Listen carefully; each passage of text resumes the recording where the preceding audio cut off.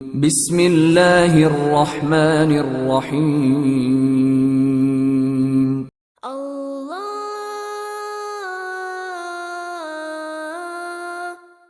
دعوت و ایمان کی کہ وہ مانے اللہ کو جیسا کہ ماننے کا حق ہے، مانے رسول کو جیسا کہ ماننے کا حق ہے، مانے آخرت کو جیسا کہ ماننے کا حق ہے۔ یہ یقین والا ایمان حاصل ہو جائے، یا تھوڑا سا آپ کو شد گمان یہ ہو کہ یہ تو ہمیں حاصل ہے تو برا نہ مانیے۔ حقیقت کیا ہے کہ ہمیں یقین والا ایمان حاصل نہیں ہے، اقرار باللسان والا ایمان حاصل ہے۔ ایمان مجمل کی تعریف آپ نے یاد کی ہوگی بچپن میں، آمنت باللہ کما ہوا باسمائہ وصفاتہ وقبلت جمیع احکامہ اقرار باللسان وتصدیق بالقلب۔ اقرار باللسان سے ایک آدمی مسلمان بن جاتا ہے، تصدیق بالقلب سے مومن بنتا ہے۔ جب دل میں یقین بن جائے، اگر ہم اپنے گریبانوں میں جھانکیں وہ یقین نہیں ہے۔ کیا یقین ہے یہ قرآن اللہ کی کتاب ہے؟ اگر یقین ہوتا تو ہم اسے بے اعتنائی برتتے، اسے سمجھنے کے لیے عربی زبان نہ سیکھتے، اس کو دن اور رات کے اوقات میں تلاوت نہ کرتے، اس کے گہرائیوں کے اندر غوطہ زنی نہ کرتے۔ یقین اگر ہوتا، یقین نہیں ہے۔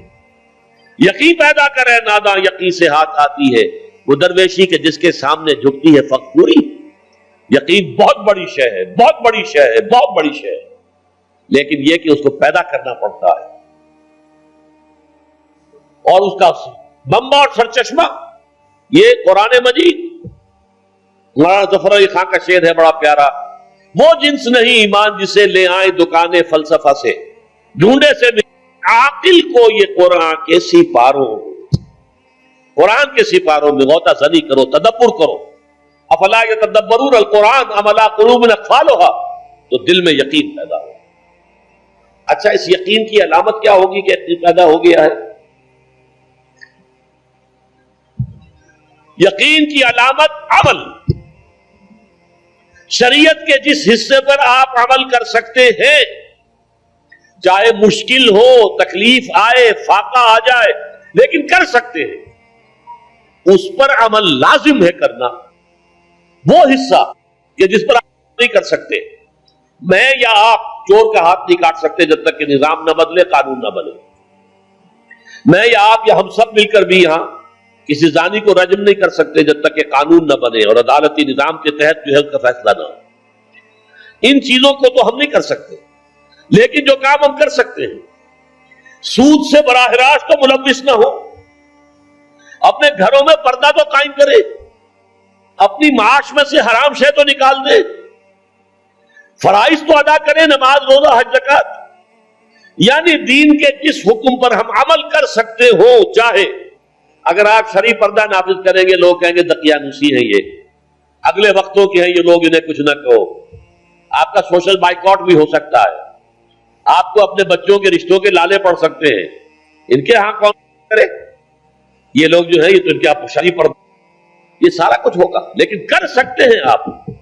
کوئی قانون نہیں بنا ہے اس ملک میں کہ عورت برقع نہ پہنے۔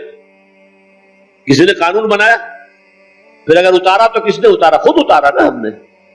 جس کے پاس دو پیسے ہو گئے اس نے سمجھا کہ برقع تو شاید صرف غربت کی علامت تھی، اب دو پیسے میرے پاس ہو گئے، برقع اتار دیا۔